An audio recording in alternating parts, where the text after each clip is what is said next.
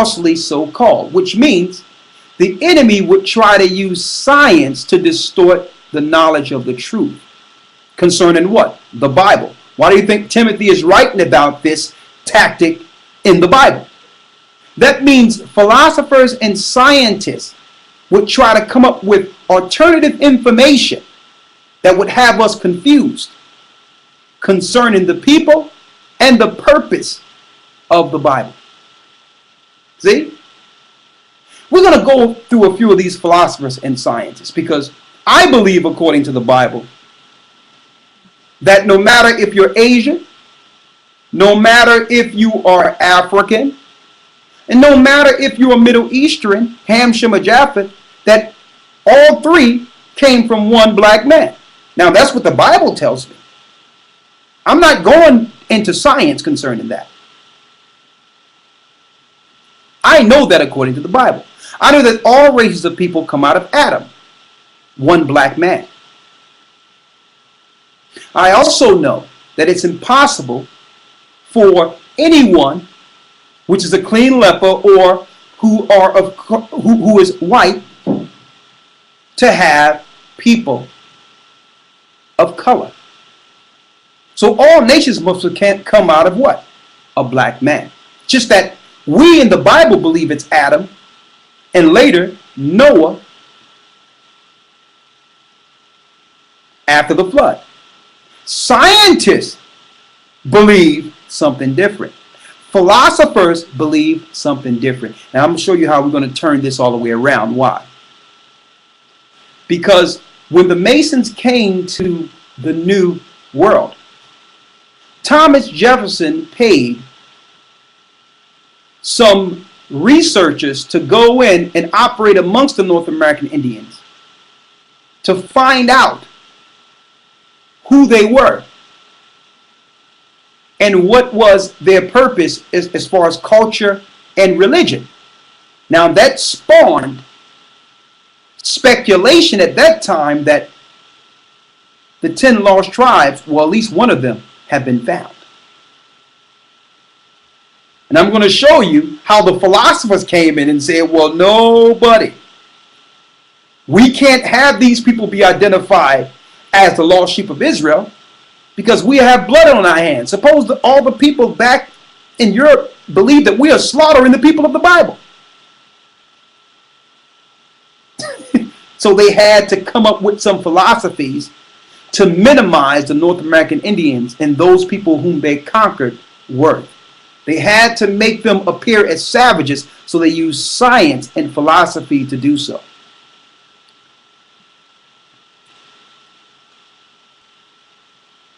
All right.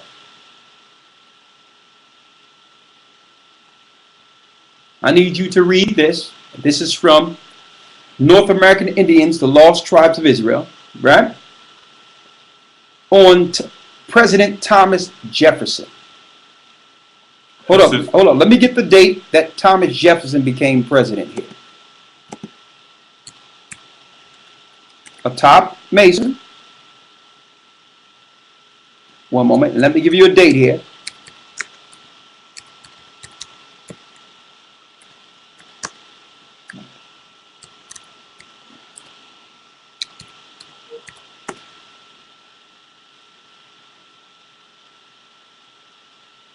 $1796.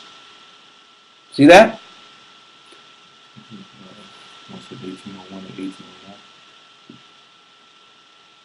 The election was 1796. Let me get it here. Let me get the correct date here for you. The election of 1796. All right, that's one.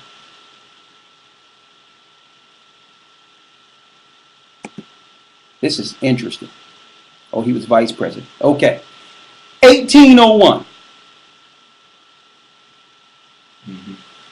Yes. From 1801 to 1809, Thomas Jefferson, a top Mason, founder of the New World America. Now, this was 1700s now, where now the president is sending out a decree to find out how they can control the North American Indians. So what did Thomas Jefferson say here?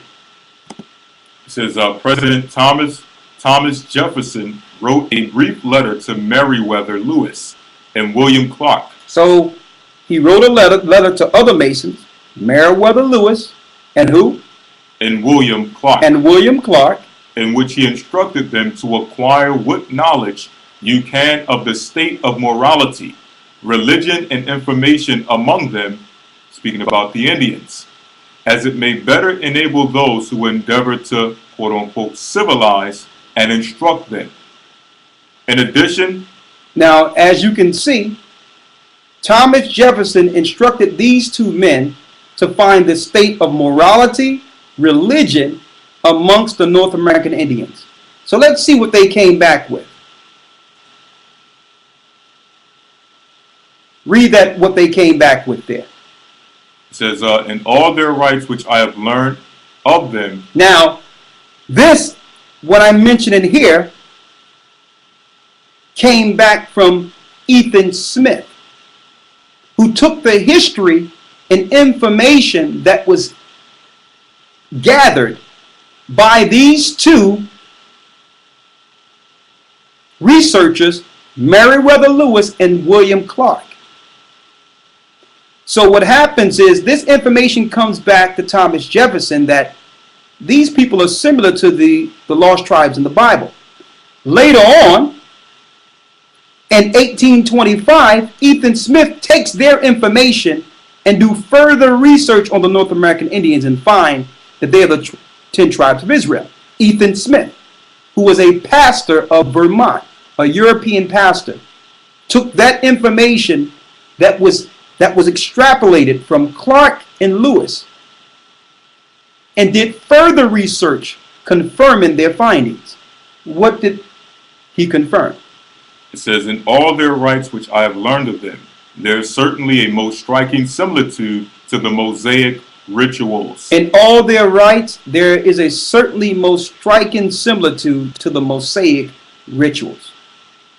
Mosaic rituals, Moses' laws and rituals and traditions. Read. Their feast of first fruits. They had a feast of first fruits, which are written of in Leviticus 23. Feast of ingathering. Feast of ingathering, which is written of in Leviticus 23. Day of Atonement. Day of Atonement, which is written in Leviticus 23. Peace offerings. Peace offerings. Sacrifices. Sacrifices. They built an altar of stone before a tent covered with blankets. Within the tent they burned tobacco for incense, with fire taken from the altar of burnt offering. All who have seen a dead body are considered unclean 8 days. If they see a dead body or if they touch a dead body, just like in the law, they're unclean for a week and can't come in to the congregation until the 8th day. That comes from the Mosaic law. How was the North American Indians following all these rites and these ceremonies to the T according to Scripture, thousands of years separated from their homeland Israel? See? They were from the lost tribes, fulfilling 2nd Ezra 13 and 39. Even President Jefferson knew this. President Jefferson was of the people who came against them as swift as the eagle flieth. See? So the presidents knew, the Masons knew. Okay? So now that they have some information getting back to Europe from this proclaimed Ethan Smith, who actually have a book out now. Well, the book was published in 1825.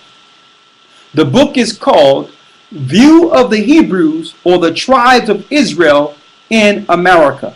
And it was published by Ethan Smith. Now I know the Mormons would like you to focus on Joseph Smith as the architect or the finder of the North Tribes of Israel, because that was another Masonic ploy.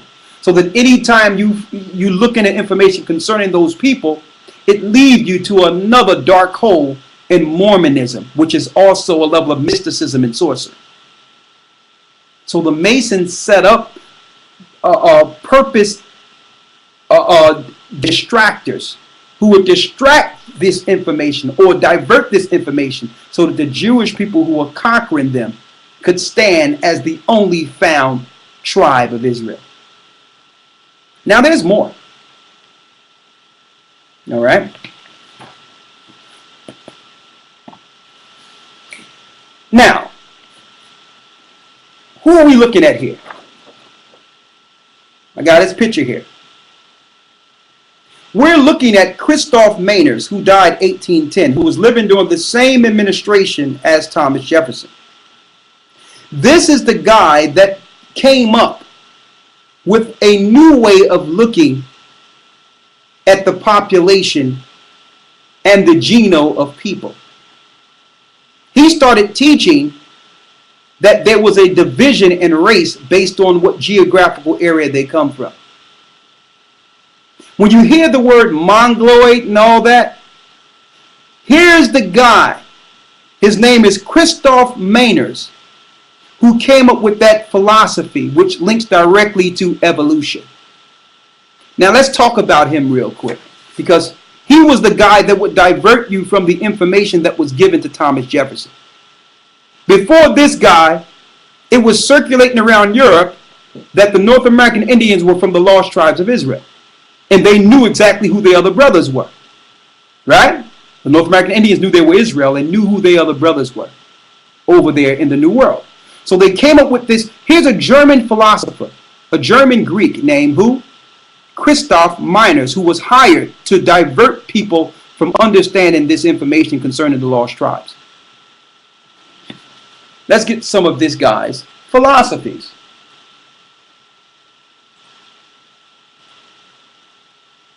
One moment.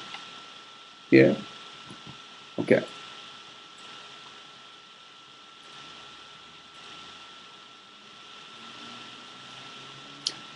Let's go and look up the word Mongoloid.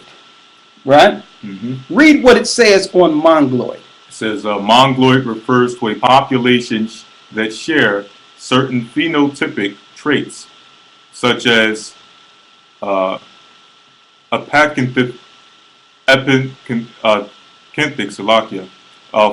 and other physical traits common in most of Asia, including Central Asia, Southeast Asia, or East Asia, the Arctic, the Americas, and most of the Pacific Islands. In terms of population, they are the most dominant race, more than 1/3 of the human race. Now, mind you, there's no such people in the Bible as Mongoloid. The word Mongoloid is a term that comes from the word Mongols, who were a group in Asia, Japhetic people, a group in Asia 1,000 years before Christ. So how can you now name some people Mongoloid that are really recent people? They're not Mongoloid. They're Japhet. But why are they coming up with these philosophical terms? These philosophical terms, which the Bible tells you to stay away from, leads to science, and it leads to a diversion from how the Most High said people would reprocreate on the earth and what people are who. It was further confusion. Now, let's show you the major proponents who pushed this Mongoloid ideology.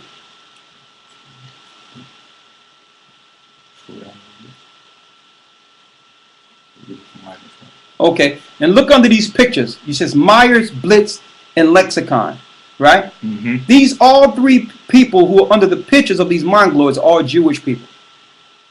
These Jewish people are coming up with these new genoterms to divert people from who the North American Indians were. Right? Let's go here. Here you go. The first use of the term Mongolian race was by who? Christoph Meiners. The first use of the term Mongolian race was by who? Christoph Meiners. Christoph Meiners. Now, for those who would go to Wikipedia to try to claim that North American Indians are Mongols, you need to scroll down in Wikipedia and look under the populations included, and it'll say the first use of the term Mongolian race was from who? Christoph Meiners. Here's the guy that gave you Mongols. Mongolian race.